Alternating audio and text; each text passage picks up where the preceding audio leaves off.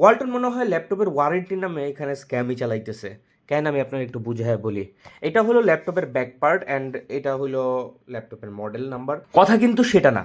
কথা হইলো আমার যদি কোনো কারণে ল্যাপটপের র্যাম আপগ্রেড করা লাগে বা র্যামটা খোলা লাগে, তাইলে আমি এখন র্যাম ইনস্টল করব কিভাবে?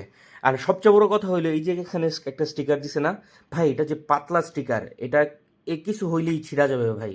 এই ল্যাপটপ তো কোলে থাকবে, মাঝে মাঝে বিভিন্ন সারফেসে থাকবে, ওইখানে ঘষা লেগে এটা ছিঁড়া যেতেই পারে। এটা উঠাইলেই কিন্তু ওয়ারেন্টি শেষ, মানে আপনার যে 3 বছরের একটা ওয়ারেন্টি আছে এটা পুরো গন, জাস্ট এটা উঠে গেলেই। এখন আমি কিভাবে এই র্যামের অ্যাক্সেস নিব, কিভাবে মাঝে মাঝে তো ল্যাপটপে ঝামেলা হয় যেখানে পাওয়ারটারে খুইলা তারপরে দেখা যাইতেছে যে কাজ করতে হয়, তো ওইরকম কিছু করার অ্যাক্সেসই নাই এটার ভিতরে। আপনি প্রয়োজনে ওয়ারেন্টি ভয়েডের কি বলে স্টিকারগুলোকে আপনি এমন জায়গায় প্লেস করেন যে জায়গাগুলোতে আসলে vital component and normal user যদি ধরে তাইলে প্রবলেম হইলেও হইতে পারে, কিন্তু এটা তো দেওয়ার কোনো মানেই দেখতেছি না আমি এখানে।